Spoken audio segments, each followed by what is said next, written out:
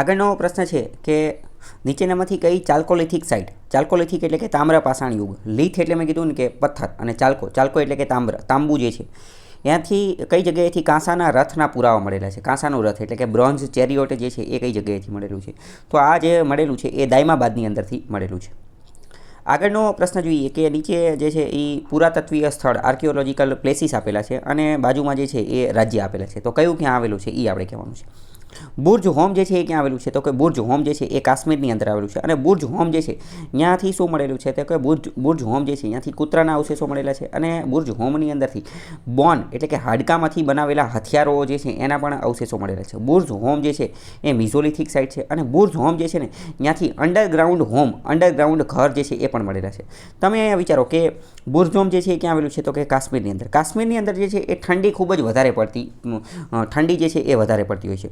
તમારે પ્રાણીઓને જોવાના, જે પ્રાણીઓ જે છે ને જે ઠંડા વિસ્તારની અંદર જે પ્રાણીઓ રહેતા હોય તો એ ઠંડીથી બચવા માટે શું કરે, તો કે જમીનની અંદર ખાડો ખોદી નાખે અને અંદર રહેવાનું ચાલુ કરી દે. કૂતરા અને એ બધા જે છે ને એ શિયાળાના સમયની અંદર તમારે જોવાનું કે ખાડો ખોદી અને નીચે રહેતા હશે. શું લેવા? ઠંડીથી બચવા માટે. તો કાશ્મીરની અંદર જે છે ને એ ઠંડીથી બચવા માટે પ્રાચીન સમયની અંદર બુર્જ હોમની અંદર એ લોકો શું કરતા હતા, અંડરગ્રાઉન્ડ ઘર બનાવતા હતા. હવે ગણેશ્વર ક્યાં આવેલું છે? ગણેશ્વર જે છે એ રાજસ્થાનની અંદર આવેલું છે. રાજસ્થાનની અંદર ઇનામ ગામ જે છે, ઇનામ ગામ એ ક્યાં આવેલું છે? ઇનામ ગામ જે છે એ મહારાષ્ટ્રની અંદર આવેલું છે. મેહરગઢ જે છે, મેહરગઢ એ પાકિસ્તાનના બલુચિસ્તાનની અંદર આવેલું છે. પાકિસ્તાનની અંદર બલુચિસ્તાનની અંદર. પરંતુ જ્યારે આ બધા સ્થળો મળેલા હતા ને ત્યારે તો બલુચિસ્તાન ને પાકિસ્તાન એ બધું ભારતનો જ ભાગ હતું. મેહરગઢ જે છે ને એ સૌથી જૂનામાં જૂના કૃષિના અવશેષો જે છે એ અહીંયાથી મળેલા છે. 8000 વર્ષ જૂના કૃષિના અવશેષો જે છે એ મેહરગઢની અંદરથી મળેલા છે. આગળનો પ્રશ્ન જોઈએ કે રેડિયો કાર્બન ડેટિંગ પદ્ધતિ જે છે એ કોણે શોધી હતી, તો રેડિયો કાર્બન ડેટિંગ પદ્ધતિ શોધવાવાળા વ્યક્તિ હતા ને એ આ ડબલ્યુ લીબી હતા. ડબલ્યુ લીબી નામના વ્યક્તિ હતા, એણે રેડિયો કાર્બન ડેટિંગ પદ્ધતિ શોધી હતી. રેડિયો કાર્બન ડેટિંગ પદ્ધતિની અંદર C14 કાર્બનનો જે 14મા નંબરનો જે સમસ્થાનિક જે છે આઇસોટોપ એનો ઉપયોગ થાય છે. C14 એ પ્રશ્ન પણ એકવાર પૂછાઈ ગયો છે. હડપ્પાની જે છે ગુજરાતની અંદર હડપ્પાની મોટી બિગેસ્ટ સૌથી મોટું પુરાતત્વીય સ્થળ ગુજરાતની અંદર કયું આવેલું છે, તો એ જે સૌથી મોટું જે છે એ ધોળાવીરાની અંદર આવેલું, એ સૌથી મોટું છે. ધોળાવીરાની અંદર જે આવેલું છે એ ધોળાવીરા ક્યાં આવેલું છે, તો કે કચ્છની અંદર આવેલું છે. કચ્છની અંદર ખદીર બેટ નામનો ટાપુ જે છે અહીંયા આવેલું છે. કચ્છની અંદર ખદીર બેટના ટાપુની અંદર. હડપ્પાની સૌથી વધુ સાઇટ ભારતની અંદર ક્યાં આવેલી છે, તો ગુજરાતની અંદર જ સૌથી વધુ સાઇટ જે છે એ આવેલી છે. ધોળાવીરાની અંદર જે આવેલું છે એને અત્યારે હમણાં વર્લ્ડ હેરિટેજ સાઇટ જે છે એનો પણ દરજ્જો મળેલો છે. યુનેસ્કો દ્વારા વર્લ્ડ હેરિટેજ સાઇટ એને ઘોષિત કરવામાં આવ્યું છે. ધોળાવીરાનું જે કચ્છની અંદર આજે હડપ્પાનું જે આવેલું છે સભ્યતા, તો એ શેની માટે જાણીતું હતું, તો એ કે રેઇન વોટર હાર્વેસ્ટિંગ માટે જાણીતું હતું. RW છે, રેઇન વોટર હાર્વેસ્ટિંગ. કચ્છની અંદર તમને ખ્યાલ હશે કે પાણી જે છે એ એટલું બધું જોવા મળતું નથી, તો ધોળાવીરાના લોકો પાસે એવી ટેકનિક હતી, એવી પદ્ધતિ હતી કે જેના માધ્યમથી એ વરસાદનું પાણી જે છે એ સંગ્રહ કરી અને રાખતા હતા.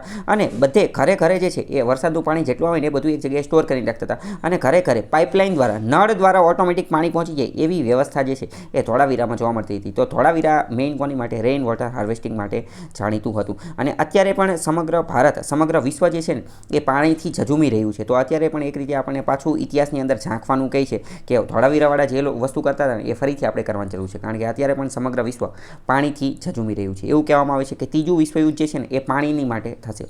તાજેતરમાં તે સાઉથ આફ્રિકા જે છે, સાઉથ આફ્રિકા એનું કેપટાઉન શહેર જે છે ને, કેપટાઉન શહેર એ વિશ્વનું પ્રથમ એવું શહેર બની ગયું કે જે પાણી રહિત બની ગયું. કેપટાઉને પોતાના શહેરને એવું ઘોષિત કરી દીધું કે અમારી પાસે હવે પાણી નથી. એટલે કે વિશ્વનું પ્રથમ એવું શહેર કે જેણે પોતાને પાણી વિહીન જાહેર કરી દીધું, ઘોષિત કરી દીધું, તો એ શહેર છે કેપટાઉન. આ પ્રશ્ન પણ પૂછાઈ શકે છે. આગળનો પ્રશ્ન છે કે શ્રુતિ સાહિત્યમાં નીચેનામાંથી કયા ગ્રંથનો સમાવેશ થતો નથી? સંહિતા, બ્રાહ્મણ, ઉપનિષદ અને પુરાણ. આ પ્રશ્નનો જવાબ જે છે ને એ પ્રશ્નની અંદર જ છુપાયેલો છે. પહેલાં એ ખબર હોવી જોઈએ કે શ્રુતિ સાહિત્ય એટલે શું, શ્રુતિ લિટરેચરનો મતલબ શું થાય. શ્રુતિ સાહિત્યનો મતલબ થાય કે જે શ્રવણ બોલી અને સાંભળીને જે પ્રક્રિયા ચાલતી હતી ને. વેદોના બારામાં એવું કહેવામાં આવે છે કે વેદો જે છે ને એ પહેલાં ક્યાંય લખાયેલા હતા નહીં, કારણ કે લખાયેલા વેદોનો ક્યાંય ઉલ્લેખ મળતો નથી, લખેલા વેદો મળતા નથી. એક રીતે જોઈએ કે સૌથી જૂનું લખાયેલી જો કોઈ વસ્તુ મળેલી હોય તો એ શું છે, તો સૌથી જૂની લખાયેલી કોઈ વસ્તુ મળેલી હોય તો એ ઇન્ડસ વેલી સિવિલાઇઝેશનની અંદર મળેલી છે, સિંધુ ખીણની સભ્યતામાં. પણ એ હજી સુધી આપણે વાંચી શક્યા નથી. સિંધુ ખીણની સભ્યતા પછી આ જે વૈદિક સભ્યતા જે છે એ આવેલી હતી. તો વૈદિક સભ્યતાના બારામાં એવું કહેવાય છે, વૈદિક સભ્યતાનું એવું કોઈ અવશેષ, એવું કોઈ ઉલ્લેખ જે છે એ મળતો નથી. એનું કોઈ રિટર્ન લિટરેચર, લિખિત કોઈ વસ્તુ મળેલી નથી.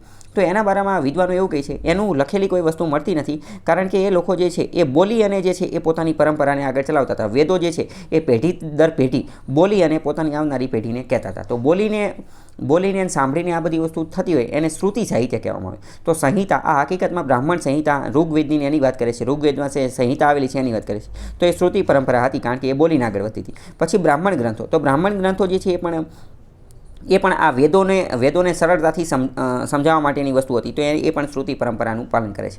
ઉપનિષદ જે છે એ પણ આવી રીતે બોલીને તે ચલાવવામાં આવતું હતું, એને શ્રુતિ સાહિત્ય કહેવામાં આવે છે. ઉપનિષદનો મતલબ શું થાય? ઉપનિષદનો મતલબ થાય નજીક બેસવું, ગુરુની નજીક બેસી અને શીખવું. તો ગુરુની નજીક બેસી અને, કારણ કે વેદ જે છે ને એ બહુ અઘરા હતા. એવું કહેવામાં આવે કે સામાન્ય વ્યક્તિ એ સમજી ન શકે. તો સામાન્ય વ્યક્તિ એ સમજી ન શકે ને એટલે એને સરળતાથી સમજાય બ્રાહ્મણ ગ્રંથોની અંદર. આપણે જોઈએ ને કે શાળામાં ભણતા હોય તો પહેલાં પાઠ્યપુસ્તક હોય, બરાબર. પાઠ્યપુસ્તકને સરળતાથી સમજાવવા માટે શું નવનીત ને ડાયજેસ્ટ ને એવી બધી વસ્તુ બનાવવામાં આવે ને, તો એવી રીતે કે સંહિતા એટલે કે વેદ પહેલાં સમજાતા નહોતા, એટલે એ થોડાક સરળતાથી સમજાય કે એની માટે બ્રાહ્મણ ગ્રંથો બને. અને હજી માની લો કે અમુક એવો હોય કે એ નથી સમજાતું, તો આપણે શું કરીએ? એ નથી સમજાતું તો પછી આપણે પર્સનલ ટ્યુશન રાખીએ. પર્સનલ ટ્યુશન કે બાળક જે છે, વિદ્યાર્થી જે છે એને પર્સનલ ટ્યુશન રાખીએ, એને પોતાને જ એક શિક્ષક આપી દઈએ. તો ઉપનિષદો એ છે કે એમાં કોઈને શીખવું હોય તો જંગલની અંદર જતું રહેવાનું, જંગલની અંદર, અને ગુરુની એકદમ નજીક બેસીને 1 to 1 કન્વર્ઝેશન કરવાનું. જે કંઈ પણ ડાઉટ હોય ને એ એક જણાને પૂછવાનું. તો ગુરુની એકદમ નજીક જઈને બેસવું એને શું કહેવાય? ઉપનિષદ કહેવામાં આવે. તો એ પણ કેવું હતું? એ પણ શ્રુતિ ગ્રંથ હતો. જ્યારે પુરાણ એને તો લખતા હતા, બરાબર, એને લખીને રાખતા હતા. તો પુરાણ જે છે એ શ્રુતિમાં આવશે નહીં, કારણ કે એ લખવામાં આવતું હતું. ઘણા બધા પુરાણ બનાવેલા છે, વિષ્ણુ પુરાણ ને ભવિષ્ય પુરાણ ને ઓલું પેલું કેટલા બધા પુરાણ બનેલા છે. આગળ વાત કરીએ કે ઋગ્વેદ જે છે, ઋગ્વેદ એની અંદર કયા જે દેવ જે છે, કયા દેવ એનો ખાસ ઉલ્લેખ નથી અથવા ખાસ મહત્ત્વ ધરાવતા ન હતા. તો ખાસ મહત્ત્વ નહોતા ધરાવતા એ વિષ્ણુનું એની અંદર એટલું બધું નામ છે નહીં. ઋગ્વેદની અંદર સૌથી વધારે મહત્ત્વ જે છે એ ઇન્દ્રનું છે. ઇન્દ્ર જે છે એને વરસાદના દેવ માનવામાં આવે છે, બરાબર. વરસાદના, યુદ્ધના દેવ પણ જે છે એ માનવામાં આવે છે. અગ્નિ જે છે એનું પણ મહત્ત્વ છે, સૂર્યનું પણ મહત્ત્વ છે. જ્યારે વિષ્ણુ જે છે એનું એટલું બધું મહત્ત્વ છે નહીં. હકીકતમાં અહીંયા તમે જોશો ને તો વેદની અંદર જેટલા ભગવાન માતાજી આપવામાં આવેલા છે ને એ અત્યારના સમયમાં જોવા નથી મળતા. અત્યારે જે ભગવાન માતાજી જોવા મળે ને, અત્યારે જેની પૂજા કરવામાં આવે ને, એ બધા તો પુરાણોમાં જ આપેલા છે. જ્યારે પ્રાચીન સમયની અંદર વેદમાં જે ભગવાન માતાજી આપેલા છે એને તો અત્યારે કોઈ એટલું બધું મહત્ત્વ નથી. જેમ કે એમાં તો આ ઇન્દ્ર અને અગ્નિ ને સૂર્ય નહીં બધા આપેલા છે. તો એની અત્યારે મંદિરમાં ક્યાં કંઈ પૂજા જોવા મળતી નથી. અત્યારે તો વિષ્ણુના બધા અવતાર જે છે એના મંદિર જોવા મળે છે ને, વિષ્ણુ, કૃષ્ણ, રામ ને ઓલું પેલું એ બધા. આગળનો પ્રશ્ન છે કે વૈદિક લિટરેચર, વૈદિક સાહિત્ય જે છે એની અંદર લાંગલાનો મતલબ શું થાય? લાંગલ શબ્દ જે છે, લાંગલ શબ્દ એનો મતલબ શું થાય? તો લાંગલ શબ્દ જે છે એનો મતલબ થાય હળ. પ્લોગ જે છે હળ, ખેતીમાં જે વપરાય એનો મતલબ થાય લાંગલનો મતલબ હળ. આગળ વાત કરીએ ઈસવીસન પૂર્વે 6ઠી સદીની અંદર શેઠી શબ્દનો મતલબ શું થાય? શેઠી શબ્દનો મતલબ શું થાય? હવે આ પ્રશ્ન એવો છે કે આમાં તમે થોડુંક દિમાગ લગાવો, થોડુંક મગજ વાપરો તો પણ ખબર પડી જાય. શેઠી શબ્દ જે છે ને એ અત્યારે પણ પ્રચલિત છે. અત્યારે આપણે એ શબ્દ વાપરીએ છીએ શેઠ. શેઠ શબ્દ કોને કહેવામાં આવે? તો કે શેઠ જે છે ને એ વેપારીનો જે વડો હોય ને, જે શેઠ આપણે કોને કહીએ? આપણે મજાકમાં કોને કહેતા હોય ને કે કાં શેઠ મજામાં? તો શેઠ એટલે શું? તો કે વેપારી હોય, એને જ વાત કરીએ ને તો વેપારી મંડળનો જે વડો હોય. અને એની માટે એક બીજો શબ્દ પણ વપરાય છે, ગિલ્ડ. પ્રશ્ન અમુક વાર આ પણ પૂછે છે કે ગિલ્ડનો મતલબ શું થાય? ગિલ્ડનો મતલબ થાય વેપારીનો સમૂહ. એકવાર આ પ્રશ્ન પણ પૂછાય. ગિલ્ડ જે છે એ સંગમ સાહિત્યની અંદર પણ આ શબ્દ જે છે એ જોવા મળે છે. પ્રશ્ન પૂછે છે કે સંગમ સાહિત્યની અંદર જોવા મળતો શબ્દ ગિલ્ડ શું છે? તો ગિલ્ડ જે છે એ વેપારીનો સમૂહ છે. અને વેપારીનો જે સમૂહ જે છે એનો જે હેડ, એનો જે વડો હોય એને શું કહેવામાં આવે? એને શેઠી કહેવામાં આવે છે, જેને આપણે શેઠ પણ કહેતા હોઈએ છીએ. આગળ વાત કરીએ કે મૌર્ય સામ્રાજ્યના મૌર્ય શાસકો હતા, એમાંથી કર્ણાટકની અંદર એક જગ્યા આવેલી છે શ્રવણબેલગોળા. શ્રવણબેલગોળા નામની જગ્યા જે છે એ જૈન યાત્રાધામ છે. આની મુલાકાત કોણે લીધી હતી? તો આની મુલાકાત જે છે એ ચંદ્રગુપ્ત મૌર્યએ લીધેલી હતી. અને ચંદ્રગુપ્ત મૌર્ય જે છે એ જગ્યાએ જઈ અને આનું મૃત્યુ જે છે એ ત્યાં જ થયું હતું. એનું મૃત્યુ કઈ રીતે થયું હતું? તો કે સંલેખના વિધિ દ્વારા થયું હતું. પ્રશ્ન એ પણ પૂછાય છે કે સંલેખના વિધિ દ્વારા મૃત્યુ કોનું થયેલું હતું? તો કે ચંદ્રગુપ્ત મૌર્યનું. અને સંલેખના વિધિનું પ્રારંભ એને ક્યાં કરેલો હતો? કે શ્રવણબેલગોળાની અંદર. શ્રવણબેલગોળા ક્યાં છે? તો કે કર્ણાટકની અંદર. કયા ધર્મ સાથે જોડાયેલું છે? તો કે જૈન ધર્મ સાથે. સંલેખના વિધિની અંદર શું હોય? તો કે સંલેખના વિધિની અંદર પ્રક્રિયા કંઈક એવી હોય કે ખાવાનું જે છે એ બંધ કરી દેવાનું. પહેલાં ધીમે ધીમે જે છે એ પહેલાં ખાતા હોય, પછી ધીમે ધીમે ખોરાક ઓછો કરી નાખવાનો, પછી છેલ્લે માત્ર એક કેળું ખાવાનું અને એક દૂધની વાટકી પીવાની, પછી ધીમે ધીમે સાવ બંધ કરી દેવાનું. એટલે કે ખોરાક ખાવાનો જ નહીં. ખોરાક ખાવાનું સાવ બંધ કરી દે એટલે મોક્ષની પ્રાપ્તિ કરી લે, મૃત્યુ પામી જાય. હકીકતમાં મોત થઈ જાય એનું. પણ એ મોતને આ લોકો શું કહે કે મૃત્યુ ન કહે કે મોક્ષ પ્રાપ્ત થઈ ગયો કે એવું બધી વાત કહે. થોડા સમય પહેલાં સુપ્રીમ કોર્ટે આની ઉપર ચુકાદો આપેલો હતો અને ત્યારે આ જ વસ્તુ ચર્ચામાં હતી કે શું સંલેખના જે છે સંલેખના વિધિ જે છે એ પ્રાચીન સમયમાં તો ચાલતી હતી, પણ શું અત્યારે એને જે છે એ યોગ્ય ઠેરવવી જોઈએ કે ન ઠેરવવી જોઈએ? કારણ કે અત્યારે તો જે એક રીતે જોઈએ તો સંલેખના એને શું સ્યુસાઇડ કહી શકાય કે ન કહી શકાય, એને આત્મહત્યા ગણવી કે ન ગણવી? તો સુપ્રીમ કોર્ટે એવું કીધું કે અત્યારે એને આપણે આત્મહત્યા ગણતા નથી, કારણ કે સંલેખના જે છે એ ધાર્મિક સ્વતંત્રતાનો એક ભાગ છે અને ભારતીય બંધારણની અંદર ધાર્મિક સ્વતંત્રતાનો અધિકાર આપેલો છે. ભારતીય બંધારણના ભાગ 3ની અંદર અનુચ્છેદ 25થી લઈને તો 28ની અંદર જે છે એ ધાર્મિક સ્વતંત્રતાની વાતો કરેલી છે, એના અધિકાર આપેલા છે. એટલે એમ કીધું કે એ આપણે ગણીશું નહીં. તો ચંદ્રગુપ્ત મૌર્યએ સંલેખના વિધિથી જૈન યાત્રાધામ કર્ણાટકની અંદર શ્રવણ બેલગોડાની મુલાકાત લીધી હતી અને ત્યાં જેનું મૃત્યુ થયું હતું, સંલેખના વિધિથી એનું મૃત્યુ થયું હતું. આગળ વાત કરીએ, નીચે અભિલેખ આપેલા છે, ઇન્સ્ક્રિપ્શન આપેલા છે અને બાજુમાં એ કોણે બનાવ્યું હતું ને એ બધી વસ્તુ જે છે એ આપેલી હતી. તો જૂનાગઢનો અભિલેખ જે છે એ પુષ્યગુપ્તે બનાવેલો હતો.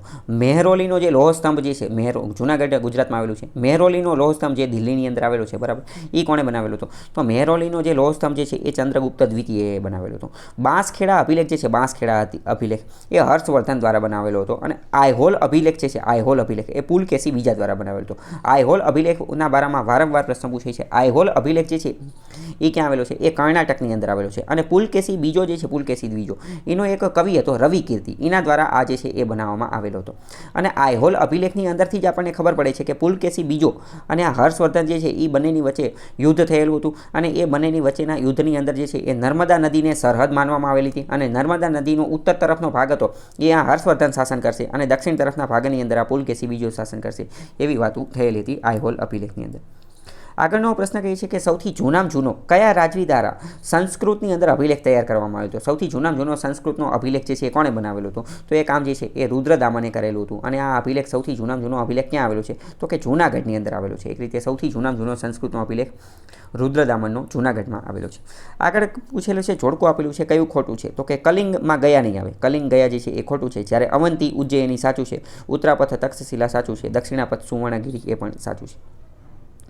આગળ વાત કરીએ કે કયા ગુપ્ત રાજવીએ રાજા અને રાણીના જે છે સિક્કા એ બહાર પાડેલા હતા? તો રાજા અને રાણીના જે સિક્કા જે છે એ બહાર પાડવાનું કામ એ ચંદ્રગુપ્ત પ્રથમ દ્વારા કરવામાં આવેલું હતું, ચંદ્રગુપ્ત પ્રથમ દ્વારા.